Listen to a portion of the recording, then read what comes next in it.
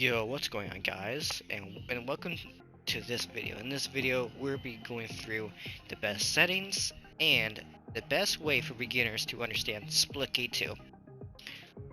Let's get into it. Now, before we do anything, I want to say what is Splitgate 2. Splitgate 2 is like your arena shooter, almost, basically, with your sliding mechanic from your favorite games and jetpacks as well.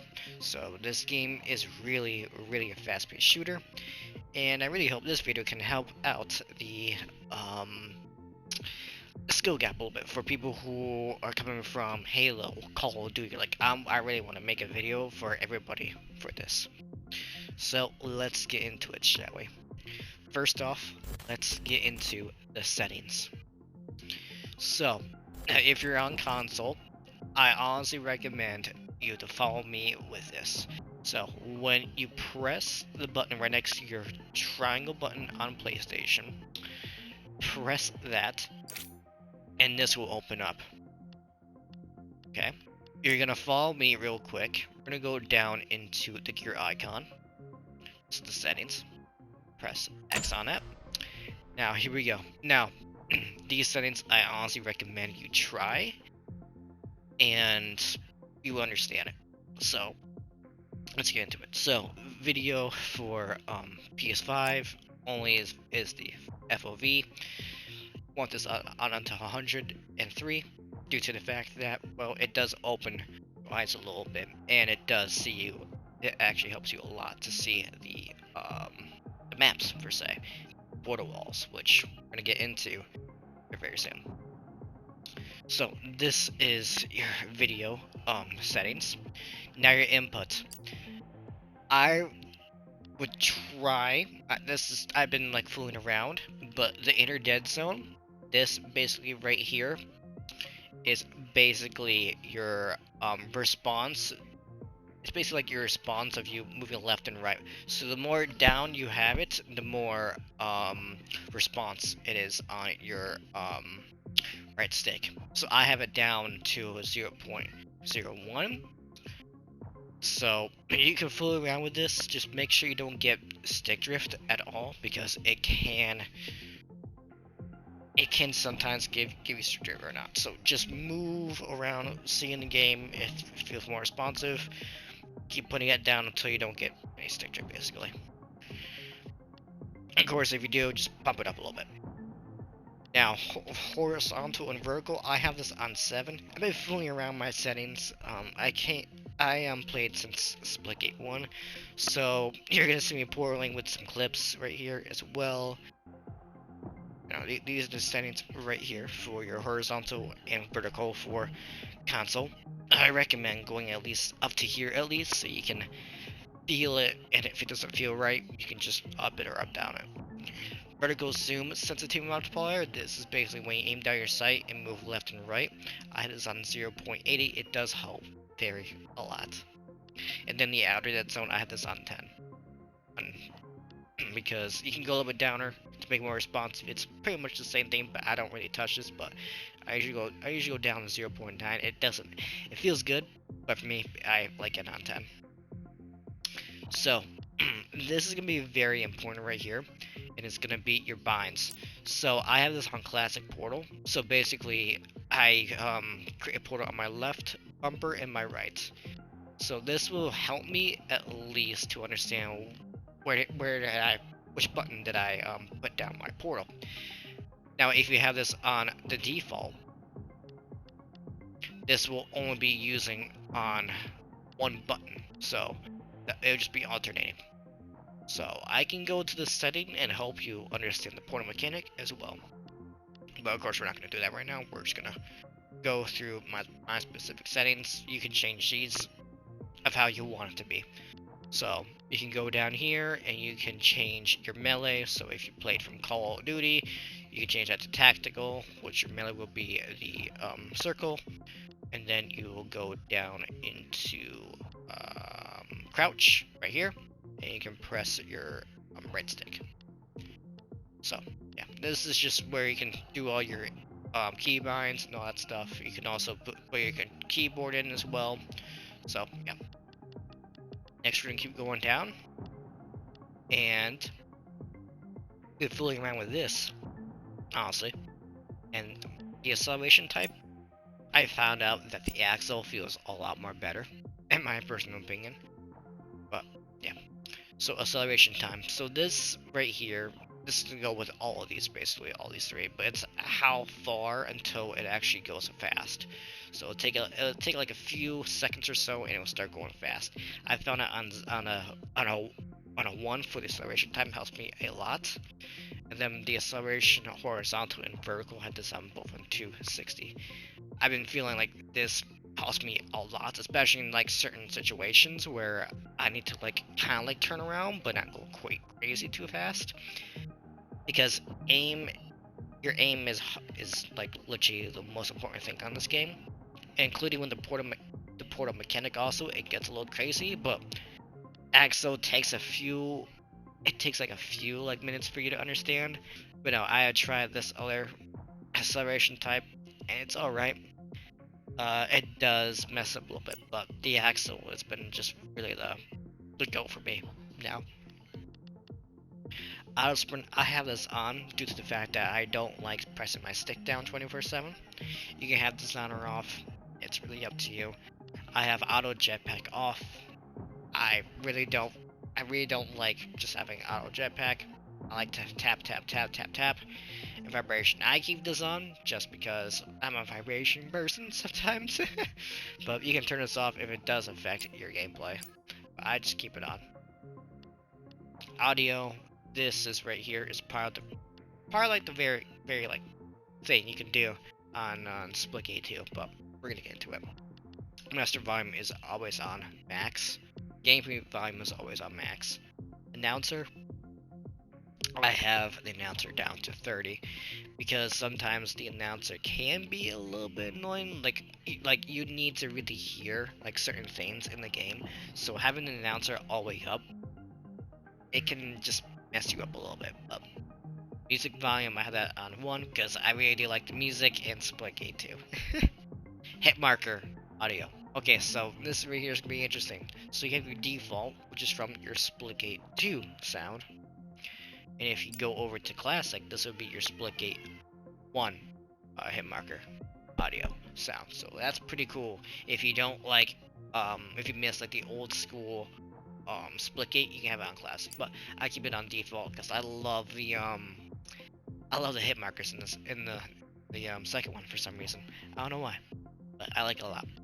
Gameplay, I turn off blood. It can be a tad bit annoying, but I just keep this off. Smart portal sweeping, you need to have this on. Show enemy team colors, very important as well. Now you have the chat. Now this right here is interesting. If you have Discord messages, you can actually display your Discord messages in chat, which is pretty cool, honestly. I have this off right now, but it's pretty cool to see this.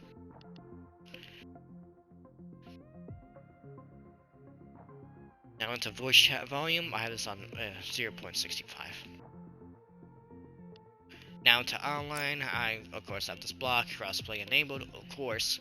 Accessibility. Now if you guys are colorblind, can go into these and it will change your colors basically. Now I would recommend to see which one you are colorblind, see if these work. If they don't, then you can just change them right here. Crosshairs. I don't really touch any of this anymore, but I do turn off this right here, which shows sprint crosshair. I have this off. I don't really touch any of these now. I don't know why, but for me, it's just been just really liking the standard, honestly. It's been really like you can go through all of this if you want to, but that's just not for me, because I just like it all like this, because some certain maps, if you do have like a certain color, it won't do as well. That's just coming from me and what I've. So you can change your crosshair enemy color as well. Yeah, no, that's pretty much it for the settings. Now I'm going to talk about the portal mechanic and how to help you guys to learn. So I'm going to be teaching you guys how to portal and some things you can also do with portals as well. Now, I know you might have done the tutorial, but we're gonna go a little bit in depth with this. So, first off, let me change my settings into the default, because some of you might be just using default. So let's go to default. All right. Now, when you try to alternate your portals or change, for instance, of you going to a purple on the bottom right, if I use my left and right on my D-pad, so this will be the right side of your D-pad on console, you can see me changing through purple and yellow. So with this in mind, so let's place our first portal. Let's place it over here. Now already on the right side it shows my next portal. So I'm gonna come over here and place it. Now on this screen right here, you see your screen being a little blurry. Now when you go through it, you should hear a sound. If you hear a sound, that means you're out of the portal. If you look behind you, that's the other side. So it can get a little confusing when you start like shooting and try like portal out. You're like, what the heck am I? So yeah, it's a little weird, but it's understandable. So to close the portal on the one bind, it'll be down on the D-pad. So let's get with like some tips that can help you at least. So in Splitgate, of course the portal is huge. So the thing I would always recommend you to do is to basically use your portals instead of walking. So whatever you see a portal wall, place it, and if you have one close to you, place it and go through. I want you to basically play Onslaught and basically just learn the portal mechanic. Onslaught is very good to get used to because it is a huge map and there is a ton of spots you can understand portal. For instance, right here as well. As you can see, I was over here and now I'm over here. So I want you to really just use your portals wherever you see a portal. So right here. Bane. Now I have another one right here in place. Bane. And now over here. I'm gonna close them. Now, you might see a lot of people doing triple portaling as well. What this is basically doing, it's basically alternating your portal mechanic. Now, since I've played from Splitgate 1, I understand of what the certain button I press. In Splitgate 2, it's a bit different. So let's use this wall for save right here. And I place my other one.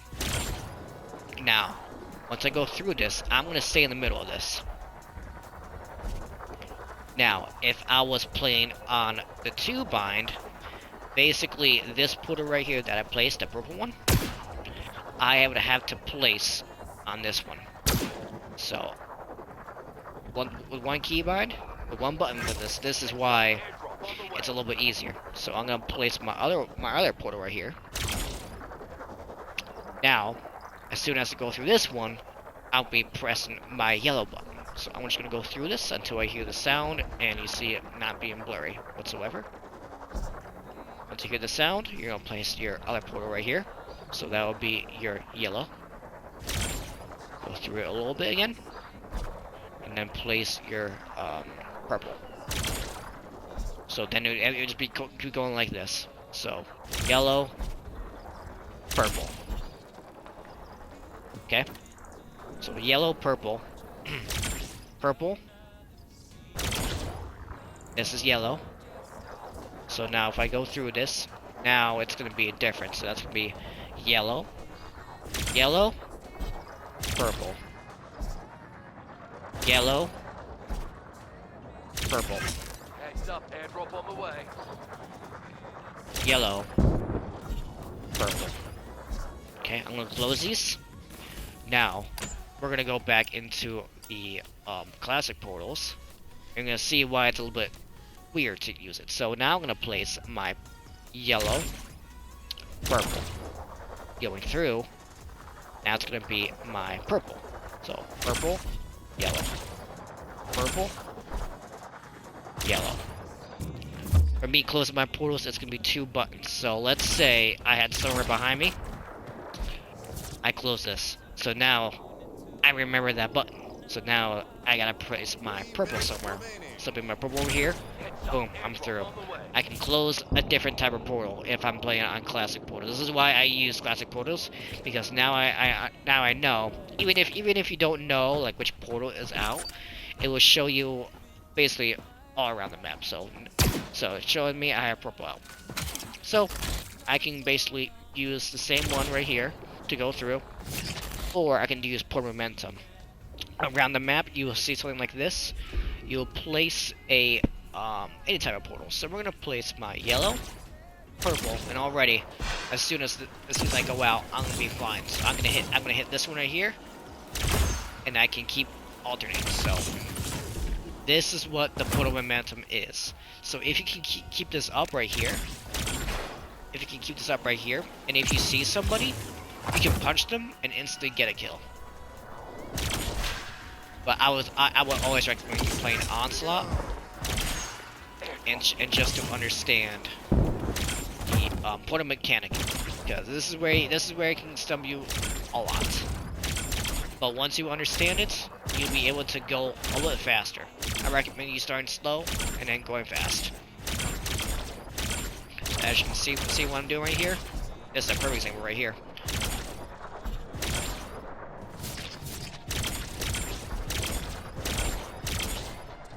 Looks crazy, but once you understand it, it is very, very, very different than any other game you honestly have played.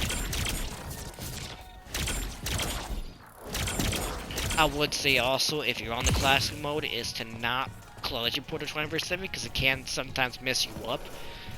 But yeah, no, this is definitely like the best way to understand portal mechanic. Now this map right here is a little bit different. This map is not like the other one, not like the other maps. So let's say if you spawn over this side. Let's say if you spawn over this side, because this is usually where you can usually spawn. Spawn right here, or you can sometimes like spawn out here. And sometimes it's different, but yeah. So this is where you usually spawn. Now, if I didn't have 103 in my settings, which I will show off right now, if I don't have this on, look how much my screen takes. You know, I'm like looking for a next portal. The screen looks way too much for me. Now, if I was just gonna stay right here, I'm gonna stay right here. If I go back into my FOV 103, now you can see why this is up. You can see portals on the right side of my screen. If I didn't have that FOV, I wouldn't probably know if somebody was portaling over here. So, you can already see some ways for me to portal around the map. Now, I can see a portal up here, which is not really a good thing to do. If I'm gonna be completely honest with you, but it is a good place to at least do something which is called portal camping. It is a little bit, it's just a tad bit, it's a little tad bit, but on this game they try to make it almost not as too portal camping, but you're still able to do it on certain maps. That's why I love Onslaught, because it helps you a lot to it really does help you a lot to understand the portal mechanic and understand the game's full potential. So yeah, so as you can see right here, I have my portal right here. I'm gonna place my purple. Yeah, automatically I can see the map, but you don't want to do this half the time. If I had a enemy right here, what's gonna happen? So on their screen, you're not gonna see it. On their screen, that portal right here will be an enemy portal, and they will hear a certain sound, and you will see the portal blinking as well. With this right here, it is indicating that somebody is close to the portal. They can either shoot back, which I heard gives you a lot of bullets, apparently, like when you shoot, it goes very big apparently. Or they'll place their portal on top of the other. But half of the time, it's gonna be mostly shooting. So, if you want to keep yourself alive while you're trying to portal camp, at least, is to find a decent wall that is a little bit higher than your character. Place it a little bit higher. And you can try to look through it without your full-on head peeking out. So you can try like crouch in a sense. This happened in the first game that you can do. It's kind of almost nerfed a little bit in this, I would say. But it's not as too hard. Just be careful because pro players, or well, actually I say pro players, but most experienced players will look around the portal and see where the crosshair until it turns red. So just be careful when you try to do this. When you get into a fight, I would honestly recommend, I would really recommend you guys to at least get aggressive with your portals. So let's say if I had somebody right here I'm shooting at. Place your portal right here. Place your second one right here. You can either shoot them back, which you might get shot if you're just staying right here. Go through the portal. Try to move aside a little bit if you can. And shoot them back. You can try it closely if you want to. So they don't know where you are, you can shoot back. But I always recommend at least staying next to a portal wall. No matter what, stay close to a portal wall and you will just be a little bit safer. Because if you're like in a 2v situation, when you see another person right here, another person right here, you're like, oh crap. I mean, there's really nothing else you can do. So, really stay behind a portal wall. If you actually get into a tough situation. Now, let's say you had a portal like so far away from here, and it's not getting destroyed. And let's say you're like in a crazy spot, like right here. Let's say there's like 2 or like 4 over here. You're like, oh crap, I'm about to die. Go through it and just try to not get shot. And like I said, sometimes it can mess up your portal if you try to close it. So yeah, that's from console, because sometimes when you press the left D-pad, it will sometimes open the character select, which I don't like.